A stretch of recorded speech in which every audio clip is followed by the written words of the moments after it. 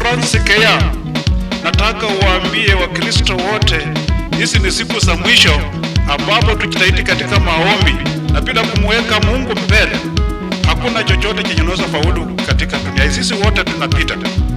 Asante sana wanajua. Dunia hii tunaishi kwa amani. Tunapita tu kwa hii dunia. Tuombe tu Mungu. Mungu ndio amani ya kila mtu. Asante sana Fransikea. Ninaamini ya kwamba hata uwe mtu wa aina gani, sisi wote ni wapita njia, tuliumbwa kwa udongo, tutatoka katika dunia hii. Lazima tujaribu kufanya mema bila kudhuru wenzetu, kwa maana unajua unapofanyia mwenzako mabaya ni laana kwako. Tubadilike.